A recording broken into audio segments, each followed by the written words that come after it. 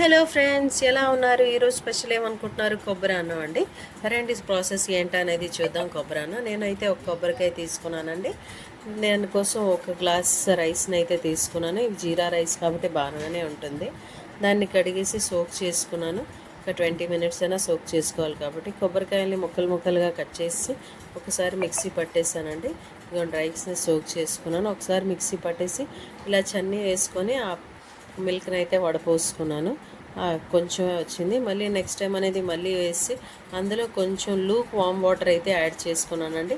మొన్ననే ఒక ఆంటీ టీవీలో చెప్పారనమాట, ఇలా చేసుకుంటే బాగుంటుంది. లూక్ వామ్ వాటర్ వేసి దాన్ని మిక్సీ చేసుకున్నాం అనుకోండి, ఆ పాలు ఇంకా రుచిగా ఉంటాయంట.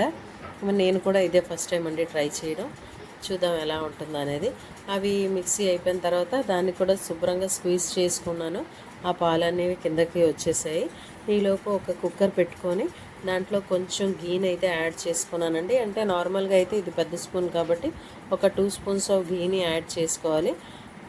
ఇది 1 స్పూనే, కొంచెం బిగ్ స్పూన్ కాబట్టి నేను 1 స్పూన్ మీద ఇంకో కొంచెం యాడ్ చేసుకున్నాను. ఎందుకంటే కొంచెం ఆయిలీ అనేది కొబ్బరికాయలో కూడా ఉంటుంది కాబట్టి ఎక్కువ వేసుకోకూడదు. ఈ మసాలా సామాన్లన్నీ వేసుకున్నాను. దీనికన్నా ఎక్కువ వేయకూడదండి కొబ్బరి అన్నంలోని, ఎందుకంటే అవన్నీ వేసుకుంటే అది మళ్ళీ ఫ్రైడ్ రైస్లా ఉంటుంది కానీ కొబ్బరి అన్నంలా అయితే ఉండదు. దాన్ని నేను స్క్వీజ్ చేసుకున్న పాలు మొత్తం ఏ గ్లాస్తో అయితే రైస్ తీసుకున్నానో అదే గ్లాస్కి అయితే మిల్క్ కూడా వచ్చిందండి. 1 కంప్లీట్ గ్లాస్. మీ అందరికీ రేషియో తెలిసిందే కదండి, 1:2 అనేది అదే రేషియోలో వేసుకుంటున్నాము. ఇక్కడ రైస్లో వాటర్ అంతా నేను స్క్వీజ్ చేసాను, వాటర్ ఏమీ లేదు. దాన్ని యాడ్ చేసి బాగా కలుపుకొని ఒక గ్లాస్ మిల్క్ని అయితే యాడ్ చేశాను. దాంతోపాటు ఒక గ్లాస్ వాటర్ని కూడా యాడ్ చేశాను. అంతే, బాగా కలుపుకొని తగినంత సాల్ట్ యాడ్ చేసుకొని మూత పెట్టేసుకోవడమే అండి. ఇంతకన్నా మించి ఏం ప్రాసెస్ ఉండదు. ఇంకోటంటే నేను నార్మల్గా అయితే ఇలా హ్యాండ్ఫుల్ కొబ్బరి తురుము అయితే యాడ్ చేసుకుంటుంటాను. అది మనకి క్రంచెస్ అనేది మధ్య మధ్యలో తగులుతూ ఉంటే చాలా బాగుంటుంది. జీడిపప్పు కూడా యాడ్ చేసుకోవచ్చు ఫ్లేవర్ కోసం. నా దగ్గర అయితే ప్రజెంట్ లేదు కాబట్టి నేను యాడ్ చేయలేదు. చూడండి, ఒక కొబ్బరి అన్నం కోసం ఎన్ని గిన్నెలు అయితే అయ్యేవో అవి ఒక పక్కన కుక్కర్ పెట్టి నేను ఇలా క్లీన్ చేసుకున్నాను. వెంటనే 2 విజిల్స్ అయిపోయిన తర్వాత నేను ఇలా చల్లార్చి కుక్కర్ని అయినది తీసేస్తుంటాను ఎప్పుడూను.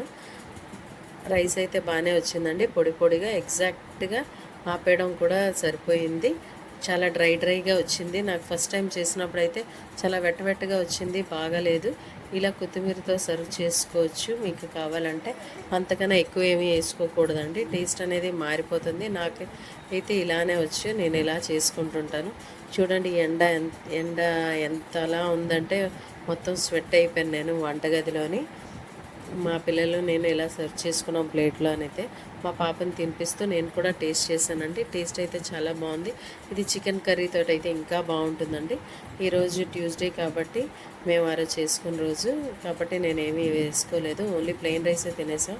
బాయ్ అండి. Thank you for watching. Please అండి సబ్స్క్రైబ్ చేసుకోండి.